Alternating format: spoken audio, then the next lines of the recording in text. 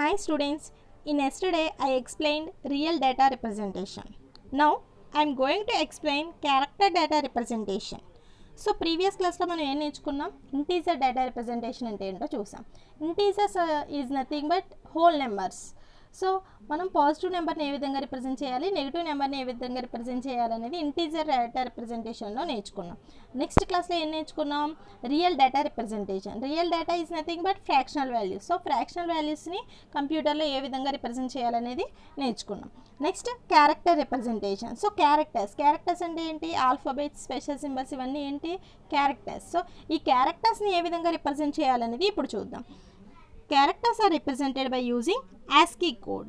ASCII means American Standard Code for Information Interchange. So ప్రతి క్యారెక్టర్కి కూడా కోడ్ అనేది ఉంటుంది. ASCII కోడ్ అని ప్రతి క్యారెక్టర్కి ఒక కోడింగ్ ఉంటుంది. ఆ కోడింగ్ని బేస్ చేసుకుని సిస్టమ్కి అండర్స్టాండ్ అయ్యే విధంగా చేంజ్ అవుతూ ఉంటుంది ప్రతి క్యారెక్టర్ కూడా. It uses 8 bits for representing A character. So ఒక్కొక్క క్యారెక్టర్ని రిప్రజెంట్ చేయడానికి ఎన్ని బిట్స్ యూజ్ చేస్తాము అంటే 8 bits యూజ్ చేస్తాం. Therefore 2 power 8 is equal to 256. అంటే బిట్స్ అంటే ఏమన్నా either 0 or 1, 2 కాబట్టి 2 పవర్ ఎన్ని బిట్స్ యూస్ చేస్తున్నాం ఒక్కొక్క క్యారెక్టర్కి 8 bit. So 2 power 8 is equal to 256.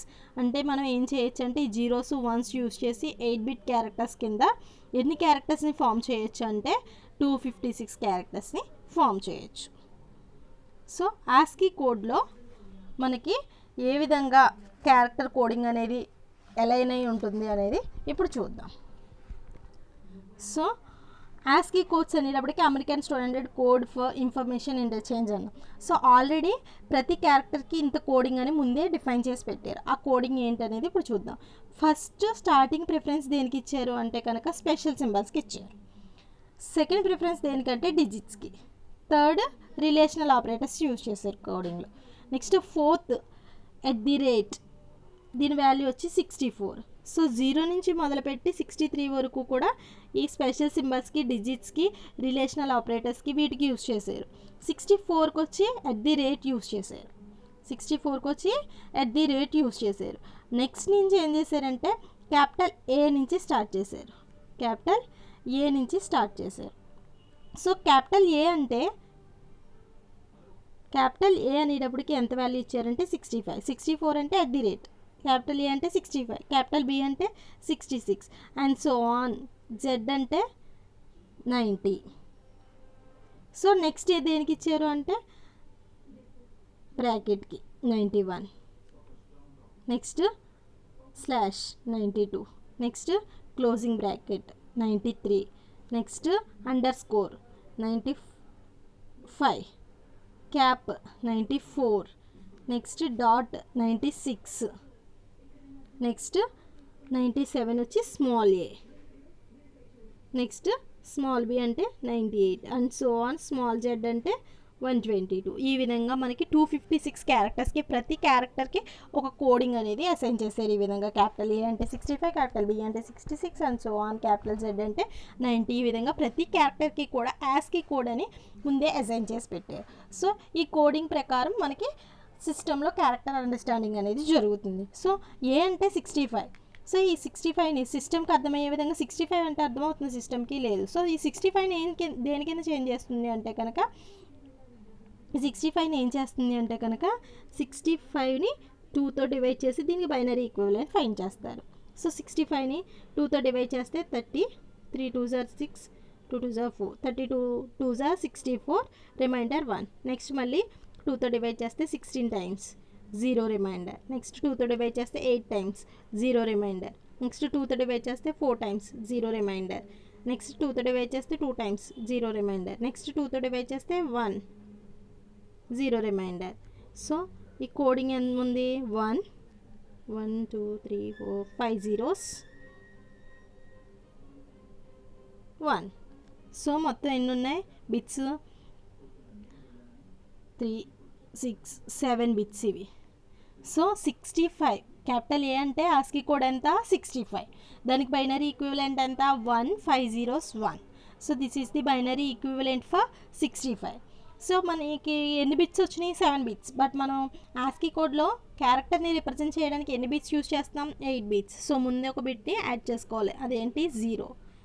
So ఇది ఏంటి 65కి బైనరీ ఈక్వివలెంట్ ఏంటంటే 0 1 5 zeros, 1 is the 65కి ఏకి బైనరీ ఈక్వివలెంట్. సో ఈ విధంగా ఏం చేస్తామంటే ప్రతి క్యారెక్టర్కి కూడా కోడింగ్ అనేది అలైన్ అయి ఉంటుంది. ఈ కోడింగ్, ఈ బైనరీ ఈక్వివలెంట్ దేని బేస్ చేసుకుని వచ్చిందంటే ఆస్కీ కోడ్ని బేస్ చేసుకుని వచ్చింది. సో ఈ విధంగా కోడింగ్ అంతా కూడా అలైన్ అయి ఉంటుంది. సో ఏ 65, ఏకి బైనరీ ఈక్వివలెంట్ మనం చేసిన విధంగా 0 1 5 zeros 1. నెక్స్ట్ బి కూడా అదే విధంగా చేస్తే 0 1 4 zeros 1 0. సికి 67, దానికి కూడా బైనరీ ఈక్వివలెంట్ ఫైండ్ చేస్తే 0 1 4 zeros 1 1. సో ఏకి బైనరీ ఈక్వివలెంట్, బీకి బైనరీ ఈక్వివలెంట్, సికి బైనరీ ఈక్వివలెంట్. ఇవన్నీ ఏంటి? ASCII codes. ప్రతి క్యారెక్టర్కి ఈ విధంగా ఆస్కీ కోడ్స్ ఉంటాయి.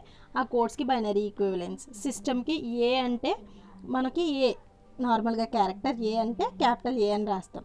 దాన్ని అర్థం చేసుకోవడానికి సిస్టమ్కి ఇలా 8 బిట్స్ ఈక్వివలెంట్ ఉంటే 0 1 5 zeros 1 అని కనిపిస్తే అది ఏ అని అండర్స్టాండ్ చేసుకోగలుగుతుంది. సో ఈ విధంగా ప్రతి క్యారెక్టర్స్కి కూడా కోడింగ్ అనేది అలైన్ అయి ఉంటుంది. సో దేర్ఫోర్ నేను ఇప్పుడు ఏబి అని రాయాలి అనుకుంటే ఏబిని సిస్టంలో అర్థం చేసుకోవాలి. ఇది ఏబి అని తెలియాలంటే ఏం చేయాలి? సో ఏకి బైనరీ ఈక్వివలెంట్ ఏది, అలాగే బీకి బైనరీ ఈక్వివలెంట్ కలిపి ఇలా రాస్తే దీని అర్థం ఏంటంటే ఏబి అని.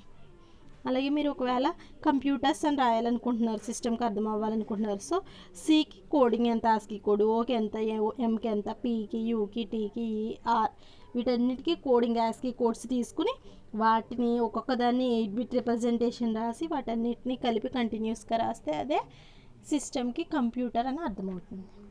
సో ఈ విధంగా system can understand only binary language. So ప్రతిదీ కూడా ఇంటీజర్స్ కానీ, రియల్ నెంబర్స్ కానీ, క్యారెక్టర్స్ కానీ, ప్రతిదీ కూడా ఏం జరుగుతుంది అంటే సిస్టమ్కి అర్థమయ్యే విధంగా చేంజ్ అయిపోతుంది. అంటే డేటాని సిస్టమ్కి అర్థమయ్యే విధంగా ఇలా బైనరీ లాంగ్వేజ్లో రిప్రజెంట్ చేస్తాం. మనం డైరెక్ట్ కంప్యూటర్ అంటే సిస్టమ్కి అర్థం అవ్వదు. సో కంప్యూటర్ అనేది ఎలా కన్వర్ట్ అవుతుందంటే ఆస్కీ కోడ్ నుంచి బైనరీ ఈక్వివలెంట్లోకి చేంజ్ అవుతుంది. ఆ బైనరీ ఈక్వివలెంట్ ఏదైతే బైనరీ లాంగ్వేజ్ ఉందో అది మాత్రమే సిస్టమ్ అర్థం చేసుకోగలుగుతుంది. మనం యాక్చువల్లీ కంప్యూటర్ అని కనిపించగానే కంప్యూటర్ అని అర్థమైపోతుంది చదివి, కానీ సిస్టమ్ కంప్యూటర్ అని కనిపిస్తే అర్థం అవ్వదు. సో సిస్టమ్ ఏం చేస్తుందంటే దీన్ని ఆ మిషన్ లాంగ్వేజ్లోకి కన్వర్ట్ చేసుకుంటుంది. దేన్ని బేస్ చేసుకుని అంటే ఆస్కీ కోడ్ని బేస్ చేసుకుని. So this is the data representation. Thank you everyone.